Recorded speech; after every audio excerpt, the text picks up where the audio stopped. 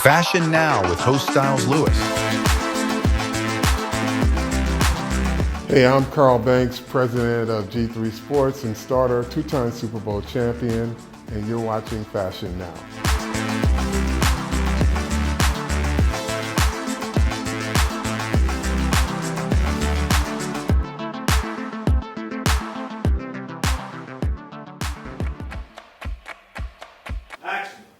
Denny Moe's Media House, Inc.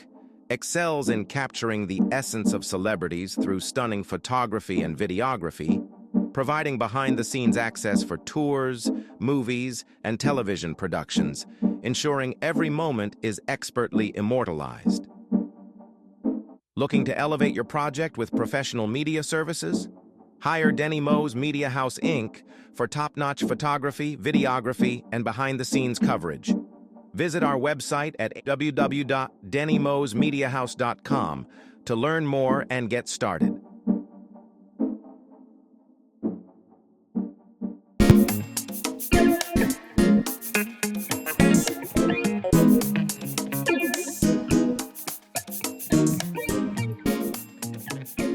Today we're joined by a true legend, a name that resonates both on the football field and in the fashion world. Carl Banks, two-time Super Bowl champion and former New York Giants linebacker, is more than just a sports icon. He's a visionary. After dominating the NFL, he took that same championship mindset and brought it into fashion. As the president of Starter and a major player at G3 Sports, he's been redefining how athletes and fans wear their pride. From locker rooms to runways, Carl Banks has been setting trends, breaking boundaries, and leading by example. Let's get into the journey of a man who continues to inspire through action, style, and legacy. What you say it is, you got a customer for life. Yeah. Right? So for me, and if I'm telling an emerging designer, stay true to what you do. Articulate your message in a way that, or in the language that you want your customer to understand. Right? You can't be all over the place because your customer, especially if you're new, they want you to have a point of view, right? They want to be told what they should like about your product, right? And if you focus on those parts of your presentation, and then you can gas those areas up, right? If it's a button, or if it's something special about your button, right? Make somebody feel great about wearing your product, I love that. What is it like in a design meeting? How many designers do you have, or how does that work? Well, I have a team of, I would say right now, 40 designers. 40 designers. Yeah, because I have men's designers, I have women's designers, I have swimwear designers, I have men's activewear, I have women's activewear, I have men's outerwear. So you're technically hosting different meetings for the different category of Yeah. fashion. They're not all together grouped in one meeting. It's up when we just finished our fall design style out, so everybody was in the room and they have to present. But at some point during the process, I'm sitting with all of them, giving my my point of view and getting theirs, and making sure that the product end result represents what our vision was. Well, elaborate on that. So if they work here already, but they're still buying for they're still pitching you to choose their.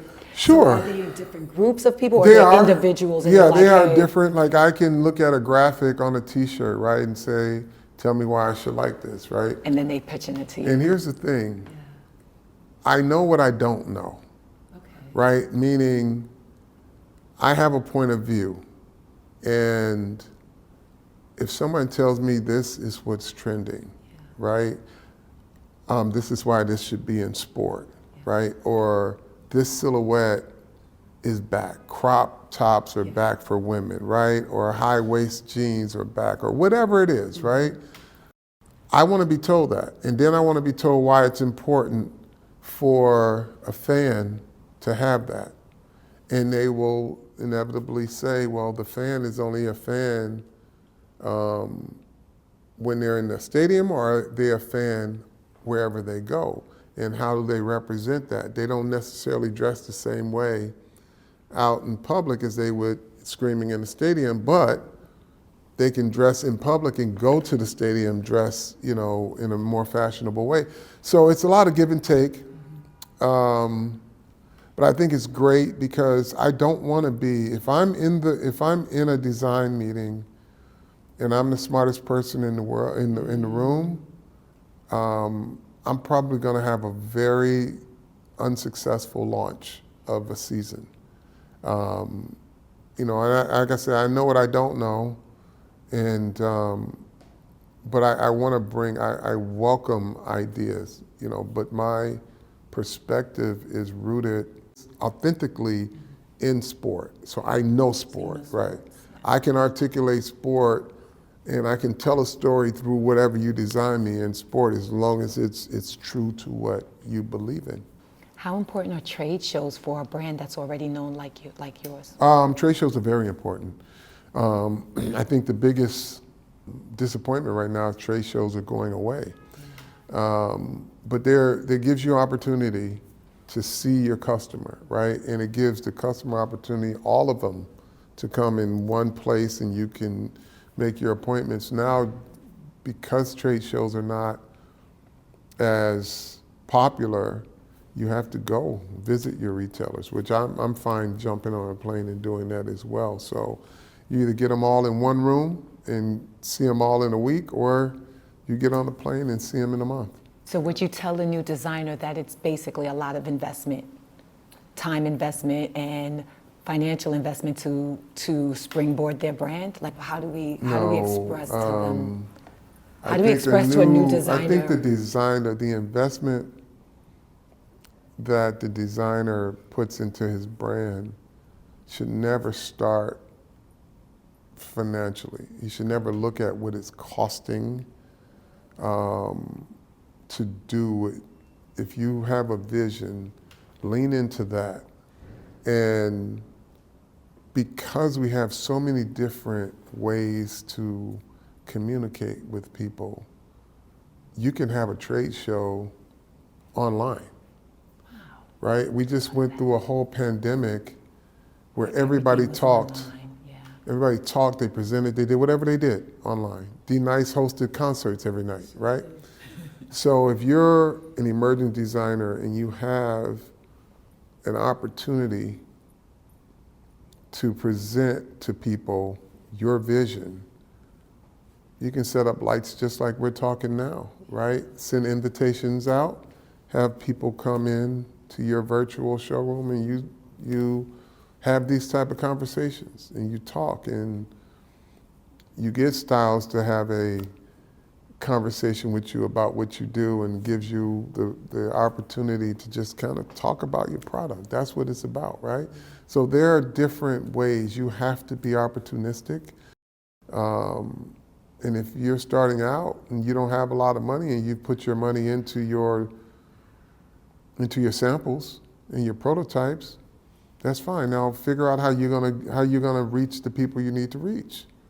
So you mentioned that you have a 40-person design team. However, I'm sure there's so many more people that help run this business. Mm-hmm. What does that look like, being the president? What's a day in the life? Like, are you in meetings all day long, or do you get personal downtime? You delegate. I have vice presidents. I have downtime. I have creative time. My downtime is my creative time. I don't sleep a lot because I'm a thinker, right? But that's my solitude. I can go home, I can go to my cigar lounge and just start thinking about whatever, and that's what keeps my people sharp too, that I'm always engaged in the business. But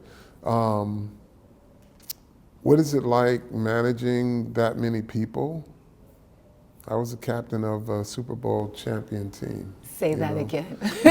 Say that again. We had a diverse group of opinions, but we come together for one goal, right? And I did that at a level that was probably a little more hostile than anything in this work environment. So to be able to lead men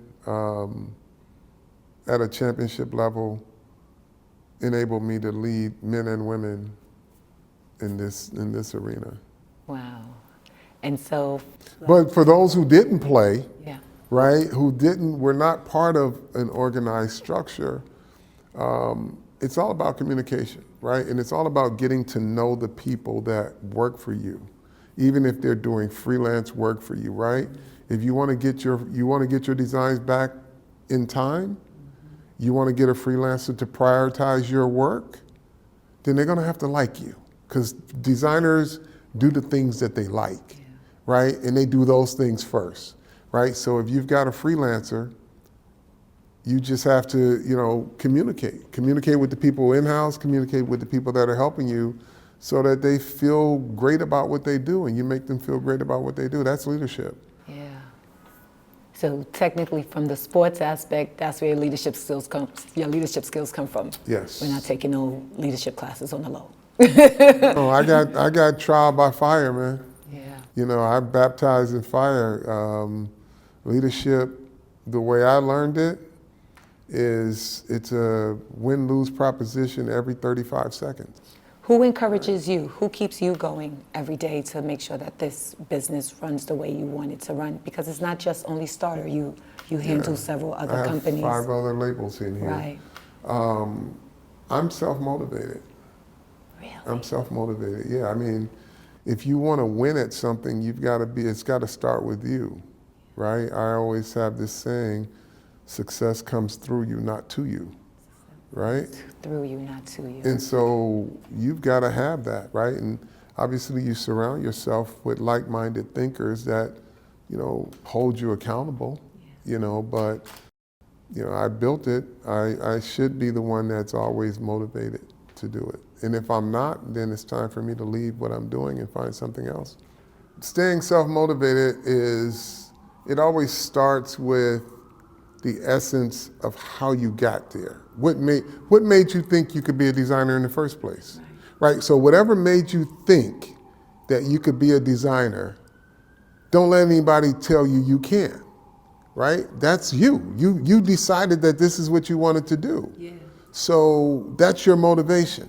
That's your North Star. Got it. Right? So if you made that decision to do it, any obstacle that comes in your way, if it's what you want to do, you'll navigate that, right? But you can't be easily deterred if you're still looking at your initial motivation and you still want to do it. You can't make an excuse for not. If you don't want to do it anymore, that's great, right? But if this is your thing right here and you're moving down the line and you find an obstacle, and you say, I'm gonna abandon it, but then every day you wake up and you're looking at this one sketch saying what could have been. You gotta self-motivate and say, I still want this. This is what I want. And you find a way to do it. And being resourceful is the only way to do it. Like, it is the way to do it because you have so many, like I said, so many avenues to communicate with people, right? And you tell a friend to tell a friend, that you got something going on, they need to tune in, they tune in. Word of mouth happens faster on social media than it ever did in, street marketing. So I am totally excited about being here. I thank you so much for your time. I don't know, I'm just still in awe because I've been in fashion for quite some time myself, and now I'm on the side of interviewing people and checking out what they're doing, and this is pretty great. I love Starter. I know Starter from many years ago. I don't know, I just feel like this is interesting, and the viewers just need to know. They probably wanted to know, like, how do they do it too, Yeah. And I think you are, because you were able to, at least it seems like for us watching from outside looking in, it seems like a transition, but you're saying you were already kind of in it. I was in it. Yeah. It's something I desire wanted to was there do. already. It's something I wanted to do. I was not deterred by, like I said, walking into an office and thinking they're going to give me a license to do all outerwear. And they said, we're going to give you this piece of it, and it's going to be big and tall, suede only. Figure it out. I figured it out. So what would you say the turn of fashion is going to be moving forward? Is there anything you could leave us with how you see Starter moving forward? Something a little like drop of what we could expect? What's happening? No, we're just going to stay true to sport. Yeah. You know, like I said, Starter is rooted in so much of what the evolution of sport and sport fashion looks like, or what fandom fashion looks like. And it's always been able to, I don't want to say cross over, but to be able to be relatable in both on the field and off the field. Mr. Carl Banks, thank you so much for your Styles, time. thank you. I appreciate it. This was awesome. Looking forward to seeing more with Starter. Can you just tell us real quick some of the other brands that you're associated with? I have G3 Sports by Carl Banks, G3 for her.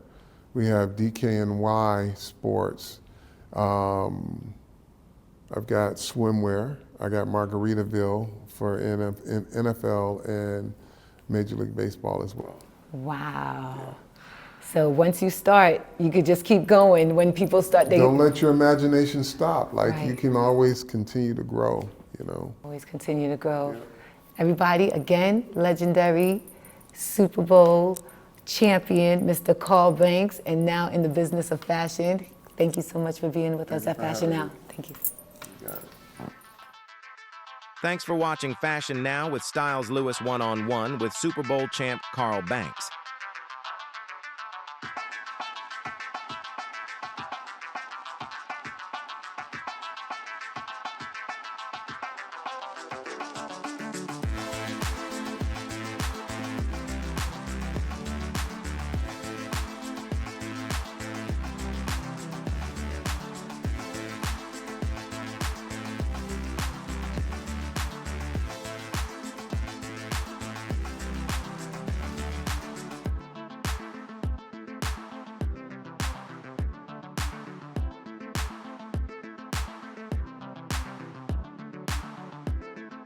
Don't forget to like, share, and subscribe.